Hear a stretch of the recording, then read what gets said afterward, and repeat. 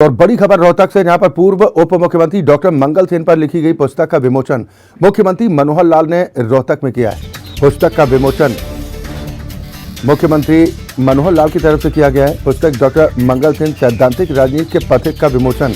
Doctor मंगल सेन साधारण जीवन जीने वाले असाधारण व्यक्तित्व थे। डॉक्टर मंगल सेन में मानव मात्र की सेवा का भाव था। मुख्यमंत्री मनोहर लाल ने इस दौरान उनके शान में जमकर कसीदे गए हैं। साथ ही डॉक्टर मंगल सेन पर लिखी गई इस पुस्तक का विमोचन मुख्यमंत्री की तरफ से किया गया है। पूर्व उप मुख्यमंत्री डॉक्टर मंगल सेन पर लिखी गई पुस्तक का विमोचन मुख्यमंत्री मनोहर लाल की तरफ से किया गया है। ये रोहतक की तस्वीरें आप देख पा रहे हैं, जहां पर डॉक्टर मंगल सेन पर लिखी गई पुस्तक का विमोचन करने मुख्यमंत्री पहुंचे हैं। और अगली बड़ी खबर आपको मंत्रिमंडल विस्तार से जुड़ी बता रहे हैं। अब जल्द हरियाणा सरकार के मंत्रिमंडल का विस्तार हो सकता है। 4 से लेकर 17 दिसंबर तक के बीच में मंत्रिमंडल विस्तार हो सकता है।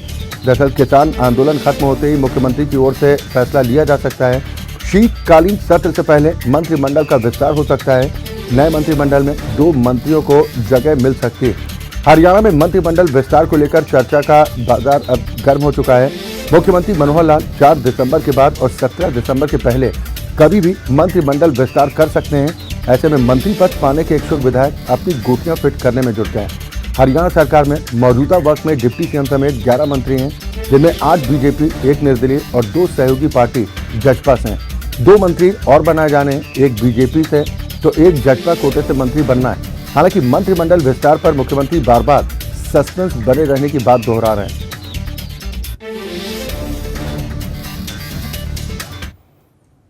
देश भर में फैली जयराम संस्थाओं के अध्यक्ष ब्रह्मस्वरूप ब्रह्मचारी ने आज अपने जयराम विद्यापीठ में अंतर्राष्ट्रीय गीता महोत्सव के मंदिरों के विधि विधान के साथ पूजा अर्चना के बाद कहा कि 2022 में जब अंतर्राष्ट्रीय गीता महोत्सव मनेगा तो विश्व भर में महाकुंभ की तरह ये अंतर्राष्ट्रीय गीता महोत्सव मनाया जाएगा और विश्व के चारों कोनों में महाकुंभ की तरह अंतर्राष्ट्रीय गीता महोत्सव भी नजर आएगा। उन्होंने कहा कि जिस तरह से हरिद्वार महाकुंभ, प्रयागराज कुंभ, उज्जैन कुंभ, नासिक कुंभ मनाया जाता है, इसी तर्ज पर महाकुंभ होगा अंतर्राष्ट्रीय गीता महोत्सव का। आज सम्मानित संतों के सानिध्य में हनुमान जी का झंडा चढ़ाया है। ध्वजारोहण इसलिए किया है कि गीता जयंती महोत्सव का आज से आरंभ हो रहा है, महोत्सव आरंभ हो रहा है। तो हनुमान जी से प्रार्थना की है कि आप गीता जयंती के जितने भी कार्य हैं इनको निर्विघ्न संपन्न करें। ऐसी प्रार्थना आपके श्री चरणों में है, क्योंकि हनुमान जी तो विघ्नहर्ता हैं, सभी के काम को वो संवारते हैं। भगवान राम के काम भी हनुमान जी ने ही संवारे, इसलिए हमने हनुमान जी से आज प्रार्थना की है। सर्वप्रथम मैं प्रधानमंत्री नरेंद्र मोदी जी का धन्यवाद करता हूं, जो कि अब की बार गीता जयंती के अवसर पर आदरणीय मुख्यमंत्री जी ने उनसे एक रिक्वेस्ट की थी, तो प्रधानमंत्री जी ने कहा कि मैं उनको ऑनलाइन गीता जयंती के अवसर पर जोड़ूंगा। और प्रधानमंत्री जी का बड़ा मन था कि मैं कुरुक्षेत्र में गीता जयंती के अवसर पर आऊँ। नेक्स्ट समय पर प्रधानमंत्री जी यहाँ आएंगे। और इसके साथ साथ मुख्यमंत्री जी ने किस प्रकार से कल एक प्रेस कॉन्फ्रेंस करी थी और मुख्यमंत्री साहब कल गाड़ी में बैठ के मेरे डिस्कशन हुआ था, जब आए तो वहाँ पे बात हुई थी। मुख्यमंत्री जी ने कहा कि इसकी एक समिति बना के हम उनको आगे रखी है, संत समाज की और सभी सभाओं की जितनी भी संस्थाएं हैं उनको जोड़कर एक उसकी समिति बनाकर अगली बार गीता जयंती का अवसर बनाया जाएगा। कैथल पहुंचे जननायक जनता पार्टी के राष्ट्रीय अध्यक्ष डॉक्टर अजय चौटाला का कार्यकर्ताओं की ओर से गर्मजोशी के साथ स्वागत किया गया। इस दौरान पत्रकारों से बातचीत करते हुए डॉक्टर अजय चौटाला ने कहा कि काफी वक्त के बाद कैथल आना हुआ है।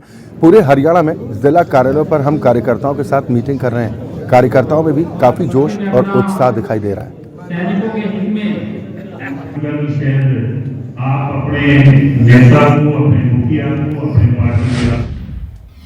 जजपा के तीसरे स्थापना दिवस पर झज्जर में होने वाली रैली के लिए कार्यकर्ताओं को न्योता देने के लिए आज अंबाला छावनी के PWD रेस्ट हाउस में राष्ट्रीय उपाध्यक्ष और प्रभारी कुलदीप मुल्तानी पहुंचे, जहां पर उन्होंने जजपा कार्यकर्ताओं को संबोधित करते हुए तीसरे स्थापना दिवस के उपलक्ष्य में हो रही रैली में पहुंचने का न्योता दिया और कार्यकर्ताओं से आग्रह किया कि वो ज्यादा से ज्यादा संख्या में रैली में उपस्थित हों।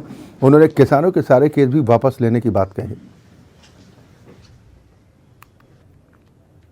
हमारी पार्टी जननायक जनता पार्टी का तीसरा स्थापना दिवस, जो कि हम झज्जर में जन सरोकार दिवस के रूप में मनाने जा रहे हैं, उसी का इन्विटेशन देने के लिए, उसमें कार्यकर्ताओं की जिम्मेवारियां लगाने के लिए आज मैं यहाँ पहुँचा हूँ। और मुझे उम्मीद है जैसे बाकी तीनों हलकों में बहुत ज़्यादा जोश, यहाँ अम्बाला कैंट से भी बहुत ज़्यादा जोश रहेगा और हज़ारों की संख्या में लोग निकलेंगे। देश ने पिछले 21 महीनों में कोरोना की 2 लहरें झेली, जिसमें डॉक्टरों समेत स्वास्थ्य विभाग की टीम ने इस महामारी के बीच रहकर काम किया और लाखों लोगों की जिंदगी बचाने का प्रयास किया। इस दौरान देश में हजारों स्वास्थ्य कर्मियों की कोरोना से जान भी चली गई।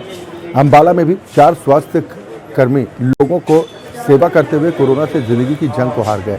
उन्हीं कोरोना योद्धाओं की याद में स्वास्थ्य विभाग की ओर से शहर के नागरिक अस्पताल में वॉल ऑफ मेमोरी का निर्माण कराया गया, जिन पर उन चारों कोरोना योद्धाओं की तस्वीरें लगाकर उनके समर्पण भाव को लेकर श्रद्धांजलि अर्पित की गई।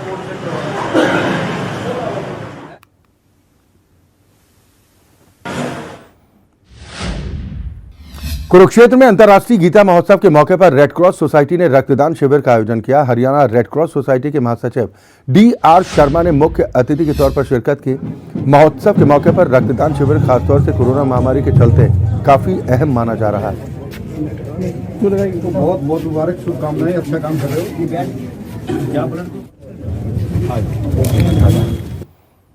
गीता महोत्सव पर ये जो कार्यक्रम आयोजित किया गया है, आयोजकों को बहुत बहुत शुभकामनाएं और रेड क्रॉस सोसाइटी को विश्वास में लेकर के इस प्रकार का एक कैंप लगाया गया है, तो यहाँ के आयोजकों को मेरी शुभकामनाएं। और मैं आपको ये बताना चाहता हूँ कि अभी प्रदेश में एक नई मुहिम हम चला रहे हैं, जिसके अंतर्गत जो भी प्राइवेट ब्लड बैंक भी कैंप लगाते हैं, सरकारी ब्लड बैंक के अलावा उनकी संख्या काउंट नहीं होती थी। अब ये निर्णय लिया गया है सरकार की तरफ से कि जितने भी कुरुक्षेत्र जिले में या जैसे फरीदाबाद, गुड़गांव के अंदर प्राइवेट ब्लड बैंक ज़्यादा हैं, हिसार में ज़्यादा हैं, तो जो भी प्राइवेट ब्लड बैंक कैंप लगाएगा उसकी सूचना रेड क्रॉस सोसाइटी को देगा।